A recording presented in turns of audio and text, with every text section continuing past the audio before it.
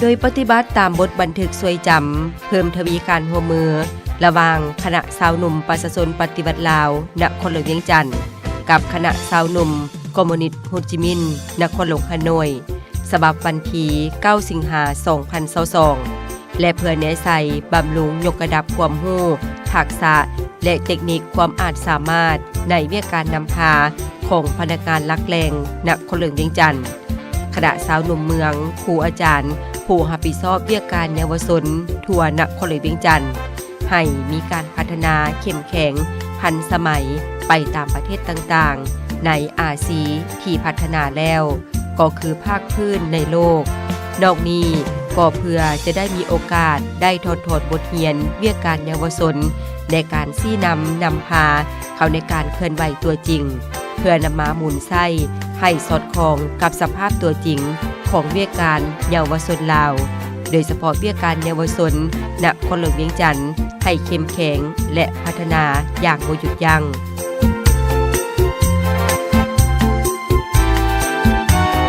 พิธีปิดสุดฝึกอบรมทักษะวิชาการเวียกการเยาวชนให้แก่พนักงานผู้รับผิดชอบเวียกการเยาวชนรุ่นที่12ประจำปี2022ได้มีขึ้นในตอนบ่ายของวันที่21พฤศจิกายน2022อยู่ที่โรงเรียนเดจวน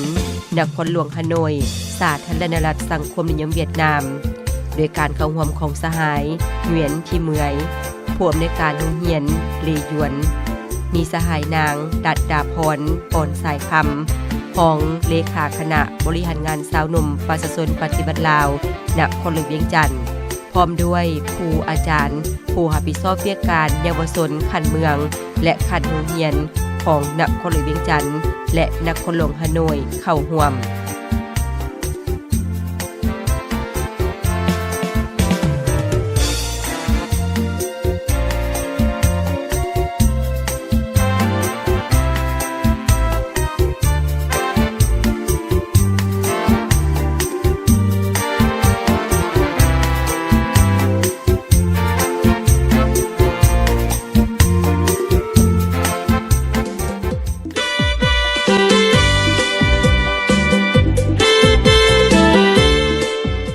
โดยปฏิบัติตามแผนการเคลื่อนไหวกิจกรรมของโรงเรียนเลหยวน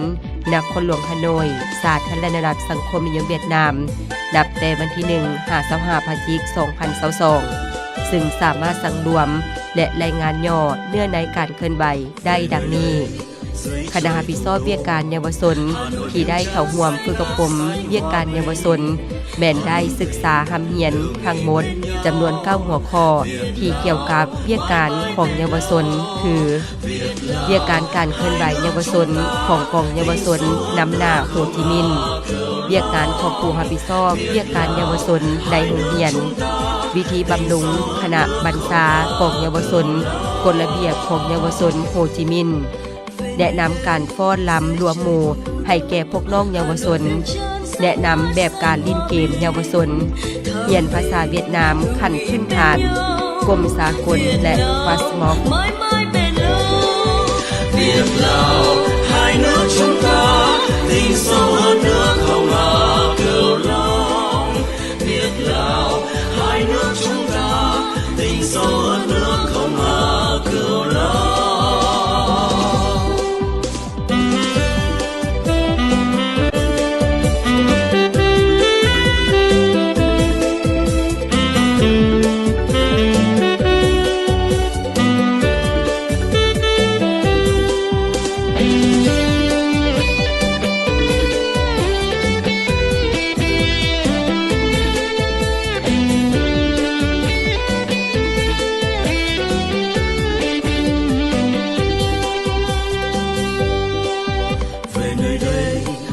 trời thủ đô Hà Nội viếng trăng xanh ngát xanh hòa bình thắm tình hữu nghị bên nhau Việt Lào mãi mãi bền lâu Việt Lào hai nước chúng ta tình sâu hơn nước không hà cửu long Việt Lào hai nước chúng ta tình sâu hơn nước không hà cửu long về nơi đây dưới trời thủ đô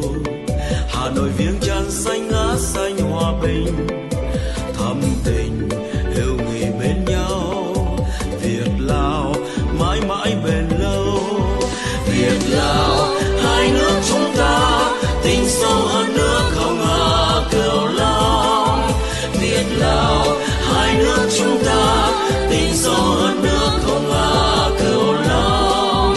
Việt Lào hai nước chúng ta tình sâu hơn nước không ngả cửu long. Việt Lào hai nước chúng ta tình sâu hơn nước hồng hà cửu long.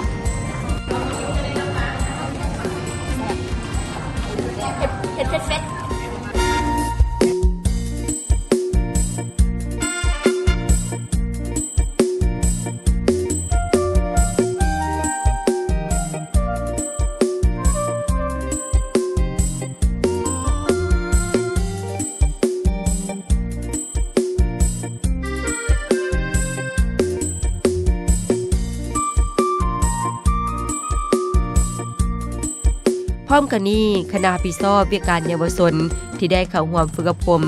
ยังได้มีการเดินทางไปพบปะแลกเปลี่ยนบทเรียนศิลปะตัวจริงอยู่บรรดาสถานที่ต่างๆประกอบมีโรงเรียนมัธยมต้นแทงเลียดเมืองแทงจี้เยี่ยมคำนับพบปะแลกเปลี่ยนบทเรียนกับคณะสาวหนุ่มนครหลวงฮานอยสาธารณรัฐสังคมนิยมเวียดนาม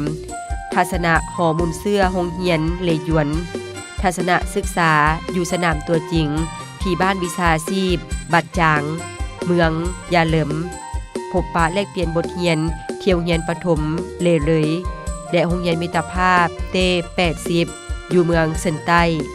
ทัศนศึกษาสภาแห่งชาติสาธารณรัฐสังคมนิยมเวียดนามทัศนศึกษาหำเฮียนซอกฮู้ห้องหอยประวัติศาสตร์วัฒนธรรมที่เมืองไตโฮทัศนศึกษาสภาแห่งชาติสาธารณรัฐสังคมนิยมเวียดนามทัศนศึกษาหำเฮียนซอกฮู้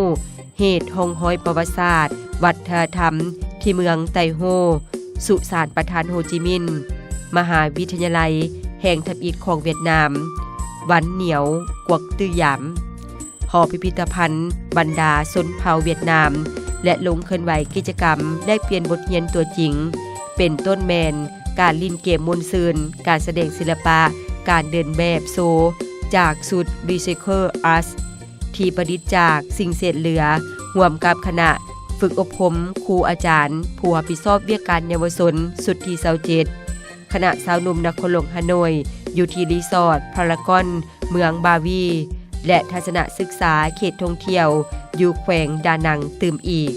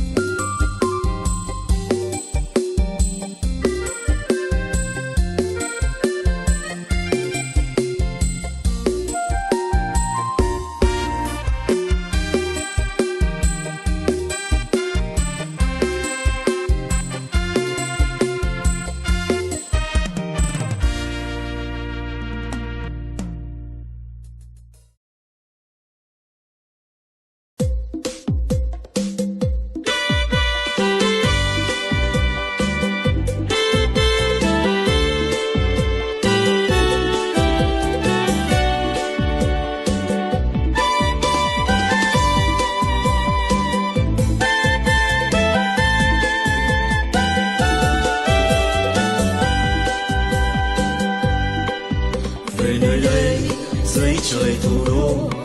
Hà Nội viếng trăng xanh ngát xanh hòa bình thắm tình hữu nghị bên nhau